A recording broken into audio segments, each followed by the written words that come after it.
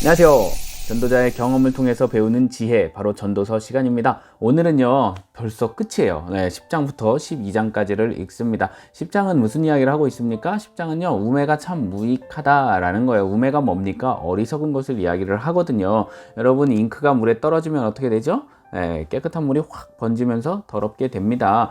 마찬가지로요, 이 죽은 파리가 향기름을 더럽힌다, 악취를 만든다라고 이야기를 하면서요, 이 우매함이 조금 섞여도 지혜가 다 쓸모없이 되는 그러한 이야기들을 해주고 있습니다. 그러면서 이제 우매랑 반대로 어떻게 해야 되느냐, 겸손해야 된다, 뭐 공손해야 된다, 이런 이야기를 하죠. 그리고 나서 또 우매의 패단들, 뭐 주권자가 우매할 때 또 우매한 사람들이 어떻게 되는지들을 쭉 이야기를 해주고 있습니다. 그리고 나서 나중에는 그 우매함이 게으름으로 또 사치로 이런 식으로 번져가는 것을 볼 수 있게 됩니다. 마지막 절도 재밌죠. 심중에라도 왕을 저주하지 말아라, 침실에서 하지 말아라. 왜 그렇습니까? 우리는 말 같아요. 새가 전하고 날짐승이 그 일을 전한다. 반말은 뭐 쥐가 듣고 낱말은 새가 듣는다, 뭐 이런 말이 있잖아요. 그런 이야기를 하고 있습니다. 그렇게 해서 10장에서 우매가 참 안 좋다 이야기를 해주고요. 11장은 그것과 반대를 이야기를 하고 있습니다. 그러니까 우리는 지혜를 선택해야 된다. 지혜로운 삶은 어떤 삶입니까? 11장에 보면 근데 너는 내 떡을 물 위에 던져라. 이게 지혜롭습니까? 떡을 물 위에 던지다니. 어리석어 보이지만 사실은 이것이 지혜롭다. 왜 그렇습니까? 이것이 이제 구제함을 이야기하거든요. 우리가 다른 사람을 도와줘요. 그러면 다른 사람을 도와주는 것은 떡을 마치 내가 안 먹고 버리는 것처럼 느껴질 수 있죠.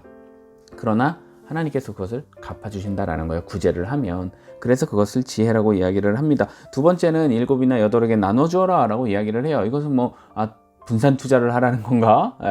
안전자산이 없으니까 뭐 이렇게 이해를 하면 안 됩니다. 우리는요, 위험을 당할 수밖에 없어요. 그러니까 어떻게 해야 돼요? 하나님께 쌓아야 되는데 그것이 무엇입니까? 바로 가난한 자에게 베푸는 것이 여호와께 구워드리는 것처럼 하늘의 보물을 쌓는 행위를 말하고 있습니다. 그 이유도 계속해서 이야기를 하고 있죠. 뭐 구름이 비가 가득하면 막 쓰러진 곳에 가만히 있는다. 결국 이 폭풍이 왔을 때 나무는 스스로 일어날 수 없는 것처럼 우리는 재앙이 왔을 때 스스로 일어날 수 없다 이야기를 하고요.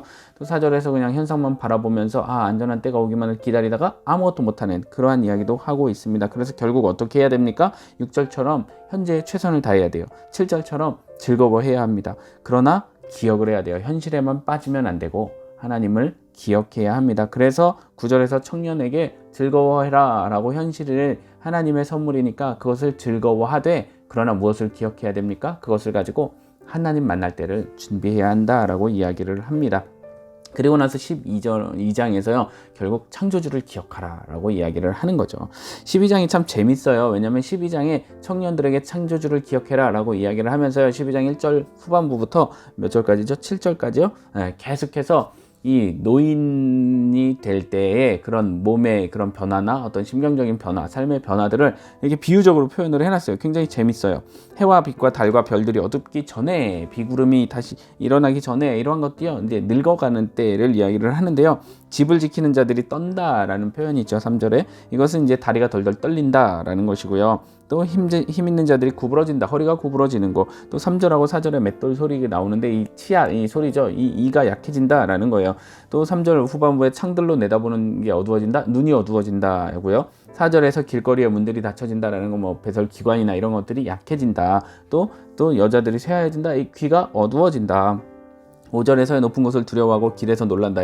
주저앉는 것을 이야기를 하죠. 또 살구나무가 꽃이 핀다. 머리가 하얘진다 라는 걸 이야기를 하고요. 메뚜기도 짐이 된다. 이 가벼운 메뚜기도 못 든다 라고 하면서요, 또 정욕이 그친다. 이 욕구들이 다, 생리적인 욕구들이 줄어든다. 이러면서 계속해서 늙은 사람들 이야기를 하다가요, 6장에 가면 5장이네요. 5절이네요. 조문객들이 거래로 왕래한다. 중금을 이야기를 하지요. 그러면 6절에서 우리가 쓰던 모든 것들이 다 없어지게 되는 거죠.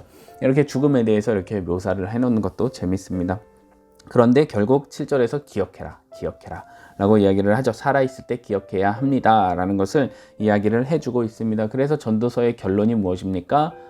바로 오늘의 결론, 12장 13절이에요. 일의 결국을 다 들었으니 어떻게 해야 됩니까? 하나님을 경외하고 그의 명령들을 지킬지어다. 이것이 무엇입니까? 사람의 본분이라고 이야기를 하고 있습니다.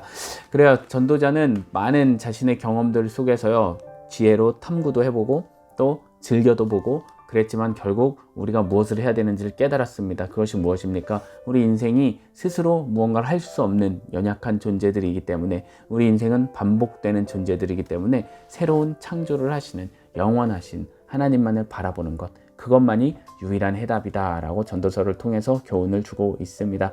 여러분, 우리 청년들이죠. 네, 우리 이 하나님께서 주신 현실에 최대한 즐거워하면서, 그러나 하나님을 만날 그날을 기억하면서 오늘도 살아갈 수 있기를 바랍니다. 그러면 전도서도 끝났고요. 이제 시가서 중에는 아가서가 남았습니다. 내일 또 아가서 함께 읽도록 하겠습니다. 빠이.